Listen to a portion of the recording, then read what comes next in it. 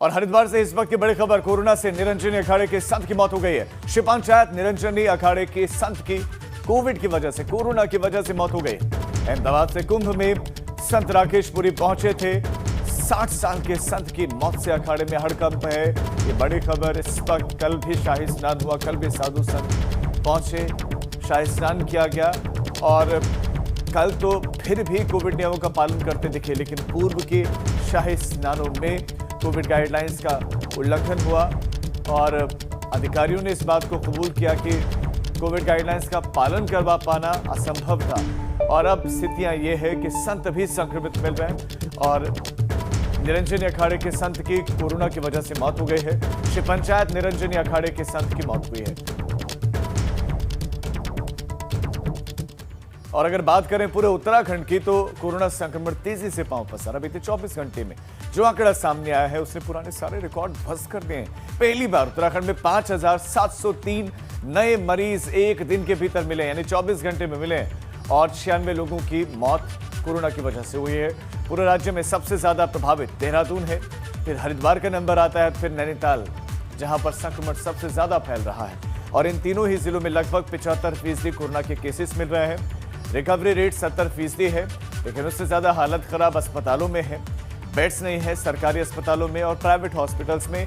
कुछ हॉस्पिटल्स में बेड्स हैं भी, तो इस तरह के आरोप लग रहे हैं कि वो आम मरीजों को बेड नहीं देख रहे हैं, जिनकी अप्रोच है उनको बेड दिए जा रहे हैं, या कुछ जगहों पर बेड रिजर्व करके रखे गए हैं ताकि इमरजेंसी में कोई माननीय फोन कर दे तो उनको वो बेड दे दिया जाए।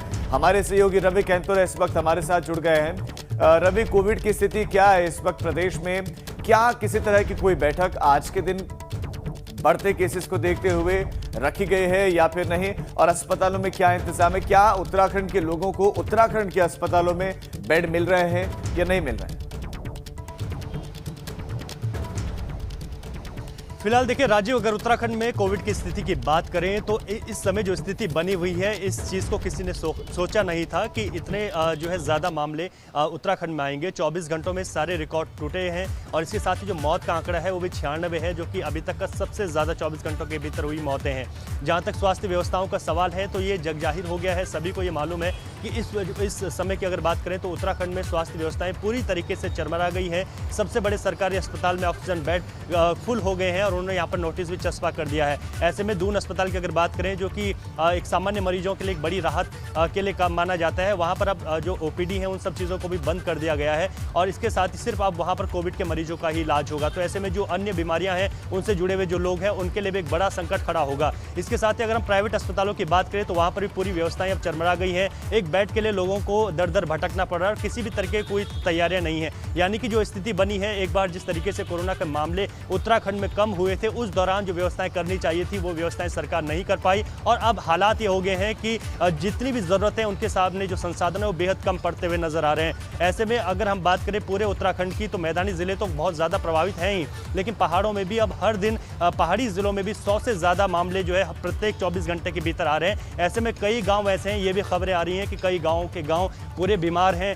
वहाँ पर लोग जो है अस्पतालों पर भी नहीं जा रहे हैं क्योंकि वहाँ पर इतनी व्यवस्था नहीं है। तो ऐसे में आने वाले समय में ये संकट और ज़्यादा खड़ा हो सकता है। अब वैक्सीनेशन को लेकर एक राहत है, आज से रजिस्ट्रेशन शुरू हो जाएंगे और ऐसे में 18 वर्ष की आयु के बाद के सभी लोगों को वैक्सीन लगनी है। इसके लेकर बृहद स्तर पर अब तैयारियों की आवश्यकता है। ये ना हो कि जिस तरीके से अभी जो बहुत सारे ऐसे नंबर्स हैं जिनको दिया गया ऑक्सीजन के लिए, रेमडेसिविर के लिए, या तो वो नंबर गलत है या फिर उन नंबरों पर फ़ोन नहीं लगता है। तो ये स्थिति वैक्सीनेशन को लेकर ना हो, क्योंकि एक बड़ी संख्या है उत्तराखंड में युवाओं की जिनको वैक्सीनेशन लगना है। और ऐसे में पहले अगर हम बात करें तो जब वैक्सीनेशन यहाँ पर चल रहा था तो 2 से 3 बार वैक्सीन की खेप जो है खत्म हुई है। ऐसे में जब वृहद स्तर पर वैक्सीनेशन होगा तो इसको लेकर बड़ी तैयारियां करनी होंगी। पहाड़ी जिलों में खास तौर पर तैयारियां करनी होंगी। न्याय पंचायत, ग्राम पंचायत स्तरों पर ग्राम प्रधानों तक को ये जिम्मेदारी देनी होगी, तभी जाके इतना बड़ा वैक्सीनेशन उत्तराखंड में हो पाएगा। तो इस समय जो स्थिति है वो बेहद नाजुक है, लगातार केसेस बढ़ते जा रहे हैं, अभी कम होने का नाम आगे हम आपके पास लौट रहे हैं। तो पहाड़ों में केसेस आ रहे हैं, मैदानी हिस्सों में तो फिर भी हॉस्पिटल्स हैं, जान पहचान है तो जान बच सकती है। मैदानी हिस्सों में, पहाड़ों में तो वो भी मुश्किल है, वहां पर अस्पताल ही नहीं है। अस्पताल अगर खड़े भी हैं तो वहां डॉक्टर्स नहीं, कई जगहों पर सिर्फ कंपाउंडर हॉस्पिटल्स को चला रहे हैं। कुल मिलाकर भगवान भरोसे पूरी की पूरी स्थिति है और भगवान भी बचाएंगे या नहीं कुछ कहा नहीं जा सकता। देवभूमि उत्तराखंड को कहते हैं, कहा जाता है कि देवों की कृपा रहती है उत्तराखंड पर, मगर इन दिनों तो सिर्फ और सिर्फ स्वास्थ्य विभाग की कृपा की जरूरत है। वो पहाड़ जो देश भर के लोगों को स्वच्छ हवा देते हैं, वहां पर ऑक्सीजन के लिए, हवा के लिए लोग तरस रहे हैं। उत्तराखंड में कोरोना से मचे हाहाकार की कुछ बड़ी बातें हम आपको बता रहे हैं। कोरोना के मामले बढ़े हैं और अब वैक्सीनेशन की शुरुआत भी आज से होगी। शाम को 4 बजे से स्वास्थ्य विभाग ने ट्वीट करके जानकारी दे दी है कि शाम को 4 बजे से रजिस्ट्रेशन शुरू होगा। पिथौरागढ़ की बात करें, बागेश्वर की बात करें, नैनीताल, ऊधम सिंह नगर की बात करें, चंपावत की बात करें या गढ़वाल के हिस्से के जो जिले हैं, चाहे रुद्रप्रयाग से लेकर चमोली तक, पौड़ी से लेकर हरिद्वार, देहरादून तक, सभी जगहों से केसेस आ रहे हैं। और सबसे चिंता वाली बात यह है कि अस्पतालों में स्थितियां बेहद खराब है। बेड या तो फुल हैं या कई जगहों पर अस्पतालों में डॉक्टर्स नहीं है। और बढ़ते संक्रमण के बीच में सीएम तीरथ सिंह रावत का बड़ा फैसला, जरूरी कामों के लिए राजकीय मेडिकल कॉलेजेस को फंड जारी किया गया है, स्वीकृत किया गया है। यह फंड स्वीकृत है मुख्यमंत्री राहत कोष से, सीएम राहत कोष से 10 करोड़ रुपए स्वीकृत किए गए हैं। बागेश्वर और रुद्रप्रयाग को 2-2 करोड़ रुपए मिलेंगे। चमोली और ऊधम सिंह नगर जिले को 1-1 करोड़ रुपए मिलेगा। तो ये इस वक्त की एक बड़ी खबर, मुख्यमंत्री राहत कोष से कुछ रुपया निकला और ये राजकीय मेडिकल कॉलेजेस को जाएगा, ये जरूरी कामों के लिए जाएगा। कोष से ये पैसा इन कॉलेजेस को जाएगा ताकि वहां पर वो कुछ इस तरह के व्यवस्था कर सकें कि मरीज आए, उनका इलाज उपचार हो सके। बागेश्वर, रुद्रप्रयाग को 2-2 करोड़ रुपए इसमें मिलेंगे। चमोली और ऊधम सिंह नगर को 1-1 करोड़ रुपया मिलने वाला है। तो ये बड़ी खबर इस वक्त हम आपको दे रहे हैं। सीएम राहत कोष से ये 10 करोड़ की राशि स्वीकृत हुई है, जो कि बढ़ते कोविड के संक्रमण को रोकने के लिए प्रयास करेगा। इसका वहां इस्तेमाल होगा, जरूरी कामों के लिए इसका इस्तेमाल होगा। राजकीय मेडिकल कॉलेजेस को यह फंड जारी किया गया है।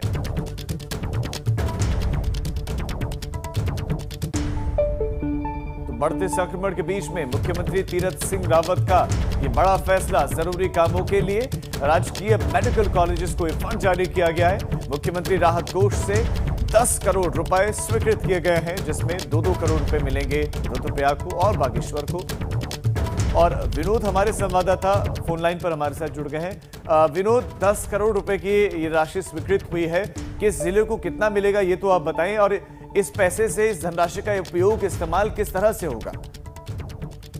जी देखिए राजीव, मुख्यमंत्री तीरथ सिंह रावत ने जितने भी विभिन्न महत्वपूर्ण कार्यों के लिए जो मुख्यमंत्री राहत कोष है, उससे राज्य के मेडिकल कॉलेजों के लिए और चिकित्सालयों की क्षमता में वृद्धि और सुदृढ़ीकरण के लिए करीब 10 करोड़ रुपए की धनराशि स्वीकृत की गई है। और जिस तरह से लगातार कोरोना वायरस के संक्रमण वर्तमान में चल रहा है और वर्तमान में परिस्थिति से प्रभावी रूप से निपटने के लिए ये धनराशि स्वीकृत की गई है। और उसमें करीब 1 करोड़ मुख्यमंत्री राहत कोष से 1 करोड़ की जो धनराशि है वो होम्योपैथिक सेवाओं के लिए रखी गई है।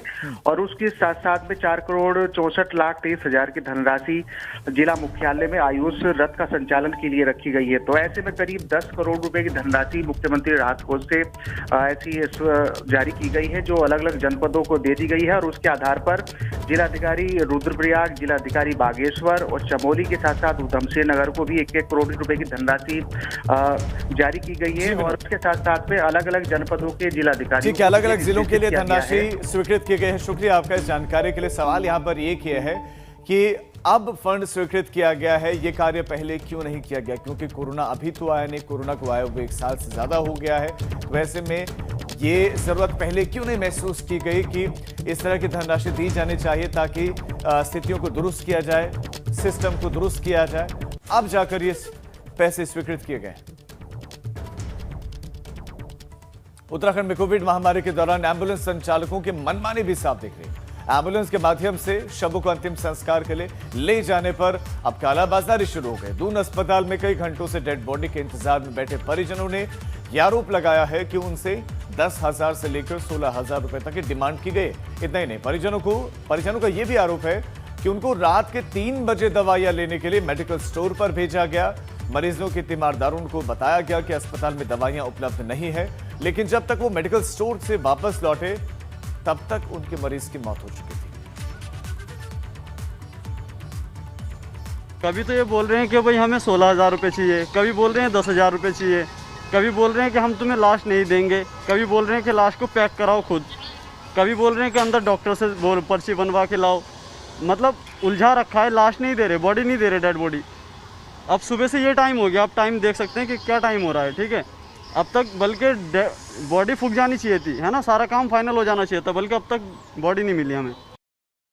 दून अस्पताल में ऑक्सीजन बेड फुल हो गए हैं और आने वाले दिनों में स्वास्थ्य सेवाएं चरमरा सकती हैं। दून मेडिकल कॉलेज के बाहर ऑक्सीजन बेड खत्म होने का नोटिस भी चिपका दिया गया।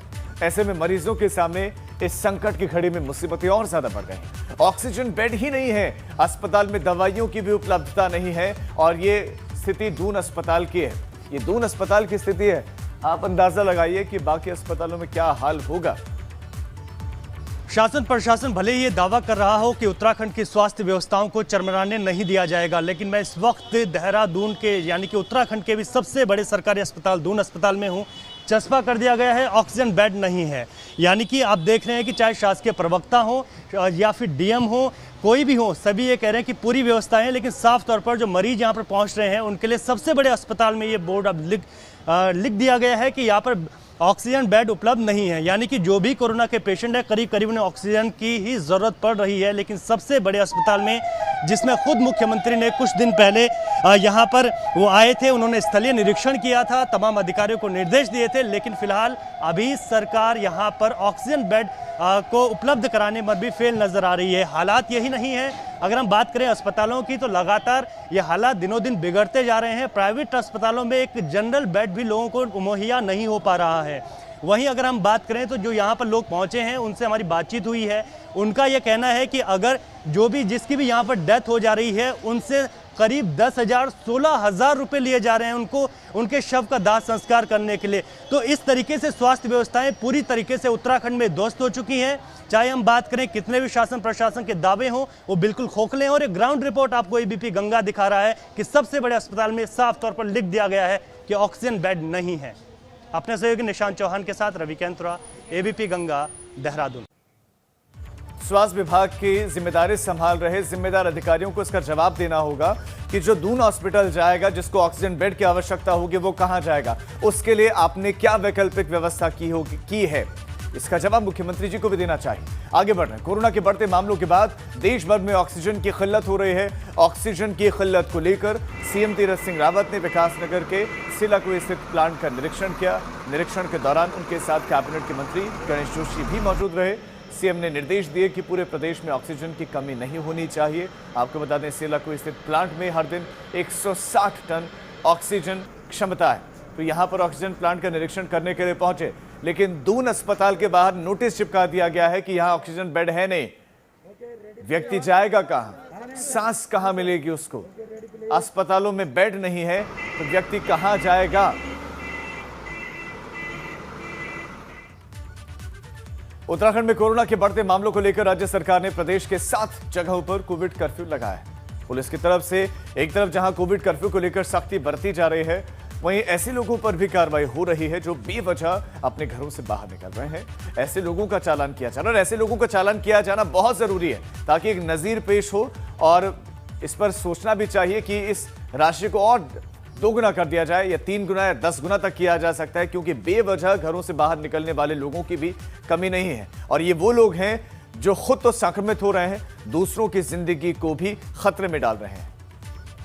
कि लोगों को मुझे समझ नहीं आ रहा है कि लोग क्यों नहीं इस बात को रियलाइज कर पा रहे हैं कि संख्या इतनी बढ़ गई है कि मेडिकल व्यवस्थाएं चरमराने के कगार पर हैं और बेड्स की प्रॉब्लम है, दवाइयों की प्रॉब्लम है, ऑक्सीजन की प्रॉब्लम है। ऐसे में भी उनको क्यों नहीं समझ में आ रहा है कि वो जो है अपना घर से बाहर ना निकले। उनको ये जो 7 दिन का एक लॉकडाउन है, इसको इम्प्लीमेंट करने में हमारी सहायता करनी चाहिए। अगर स्थितियां ऐसी ही रही तो ऐसे में जरूरी यह है कि जो लोग बेवजह बाहर घूमते दिखे उनको जेल के भीतर डालें, क्योंकि अगर बाहर रहेंगे तो और लोगों के लिए खतरा बनेंगे। खबर अब रुद्रपुर से, जहां पर कोविड सेंटर में कर्मचारियों ने धरना प्रदर्शन किया। अस्पताल के बाहर प्रदर्शन करने वाले कर्मचारियों ने अधिकारियों और आउटसोर्सिंग कंपनी पर गंभीर आरोप लगाए हैं। उनकी माने तो जीएसटी समेत अन्य मदों के नाम पर उनकी सैलरी में 35% तक कटौती की जा रही है। मिली भगत कर करोड़ों रुपए का गोलमाल किया गया है। साथ ही इन नाराज कर्मचारियों ने मांगे पूरी न होने पर हड़ताल की चेतावनी दी। झील में तैरता हुआ मिला एक शव। भीमताल झील में एक शख्स का शव मिला है। ये बड़ी खबर इस वक्त आपको दे दें। राहगीरों ने शव को देखकर पुलिस को सूचना दी है। शिक्षक कुंदन सिंह के तौर पर शव की पहचान हुई।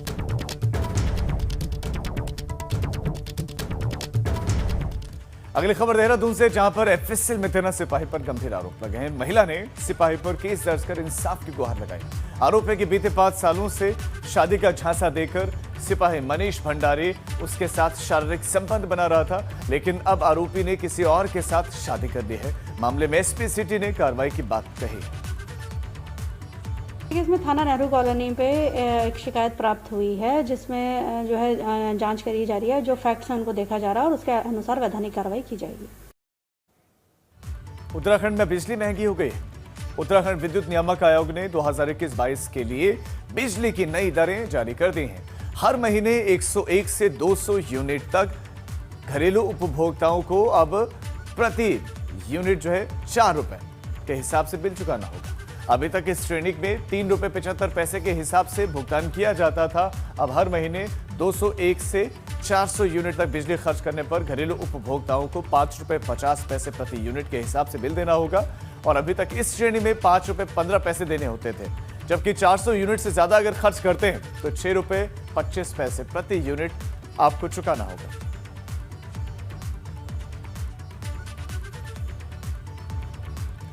कोरोना महामारी के बीच में उत्तराखंड में ये एक बार फिर से जनता को महंगाई का झटका लगा है। उत्तराखंड में बिजली महंगी हो गई है।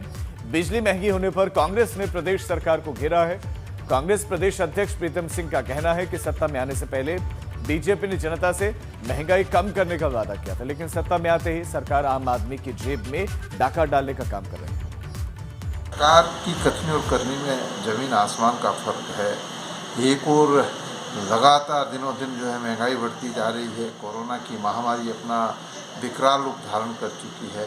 ऐसी विषम परिस्थितियों में सरकार को जो है गरीब आदमी को राहत देनी चाहिए थी, लेकिन इस सरकार ने लगातार महंगाई को बढ़ाने का काम किया है।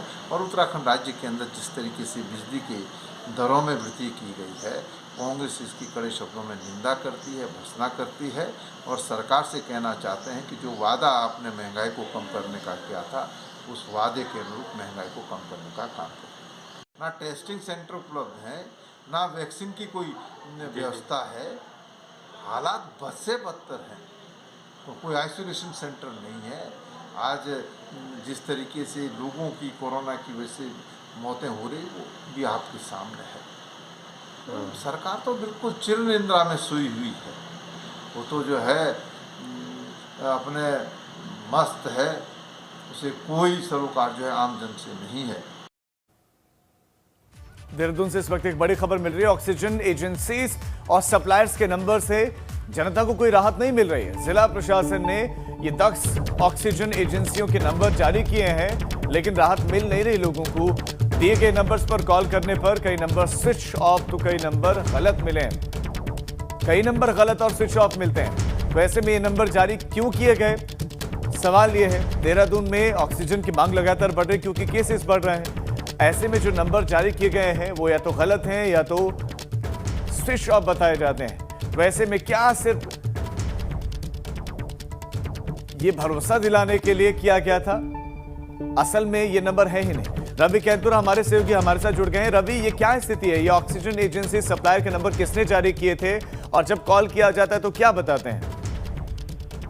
जी देखिए राजीव, अगर बात करें तो जो ये नंबर जारी किए गए हैं, ये जिलाधिकारी देहरादून की तरफ से जारी किए गए हैं और इनको हम वेरीफाइड भी कर चुके हैं कि जिलाधिकारी देहरादून ने ही ये जारी किए हैं। लेकिन अगर स्थिति की बात की जाए तो ये 10 नंबर है और इन 10 नंबरों पर कॉल करें तो करीब 5 से 6 नंबर स्विच ऑफ है, 2 से 3 नंबर ऐसे हैं जो गलत है और कुछ नंबर ऐसे हैं जिन पर फोन कॉल नहीं उठ रही है, जो कि हमने खुद इसको ट्राई करके देखा है। तो सीधे तौर पर देहरादून में ऑक्सीजन की किल्लत को लेकर ये बड़ी राहत थी कि 10 नंबर मिले थे और ये एजेंसियों के नाम इसमें लिखे गए थे। लेकिन इसमें अगर हम बात करें तो जो अगर मॉडर्न गैस सप्लायर जो प्रिंस चौक देहरादून बताया गया है, ये नंबर अगर आप लगाते हैं तो ये देहरादून का नंबर ही नहीं है बल्कि उत्तराखंड से बाहर का नंबर है। तो इस तरीके से काफी सवाल का जवाब फिर तो रवि अब जिलाधिकारी को देना होगा कि क्या जिलाधिकारी ने पल्ला झाड़ने के लिए ये नंबर जारी कर दिया? क्या जिलाधिकारी ने खुद चेक भी किया कि ये नंबर चल रहे हैं या नहीं चल रहे हैं? क्या ये कंपनियां यहां से काम कर भी रही हैं या नहीं कर रही कंपनियां? ये जो नंबर्स दिए गए हैं उत्तराखंड के हैं भी या नहीं? जी बिल्कुल, निश्चित तौर पर इस पर जो है देखने की आवश्यकता है। हमारी बात भी हुई है और इनका कहना है कि इनको जल्दी दुरुस्त किया जाएगा, नए नंबर जारी किए जाएंगे। लेकिन फिलहाल क्योंकि ये नंबर नए नंबर आप बता रहे हैं कि जारी किए जाएंगे। बहुत शुक्रिया रवि आपका इस तमाम जानकारी के लिए। स्थितियां बहुत खराब है, घरों में रहें, सुरक्षित रहें।